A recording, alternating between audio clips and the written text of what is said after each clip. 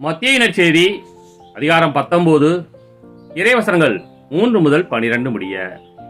அக்காலத்தில் பரிசேயர் இயேசுவை அணுகி அவரை சோதிக்கும் நோக்குடன், ஒருவர் தம் மனைவியை எக்காரணத்தையாவது முன்னிட்டு விலக்கி விடுவது முறையா என்று கேட்டனர்.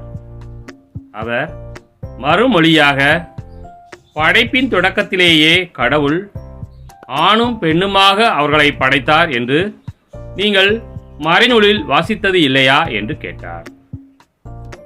மேலும் அவர், இதனால் கணவன் தன் தாய் தந்தையை விட்டுவிட்டு தன் மனைவியுடன் ஒன்றித்திருப்பான், இருவரும் ஒரே உடலாய் இருப்பர், இனி அவர்கள் இருவர் அல்ல, ஒரே உடல்.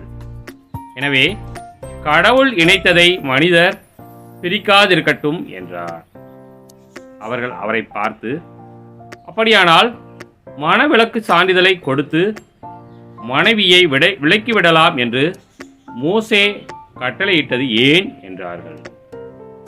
அதற்கு அவர், உங்கள் கடின உள்ளத்தின் பொருட்டே உங்கள் மனைவியரை விலக்கிவிடலாம் என்று மோசே உங்களுக்கு அனுமதி அளித்தார். ஆனால் தொடக்கம் முதல் அவ்வாறு இல்லை.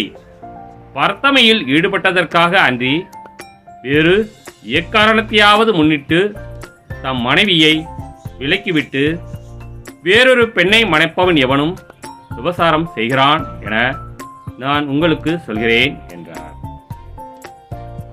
அவருடைய சீடர்கள் அவரை நோக்கி, கணவர் மனைவியர் உறவு நிலை இத்தகையது என்றால் திருமணம் செய்து கொள்ளாதிருப்பதே நல்லது என்றார்கள்.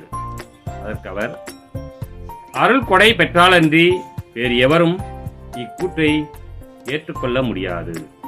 சிலர் பிறவிலேயே மன உறவு கொள்ள முடியாதவராய் இருக்கின்றனர்.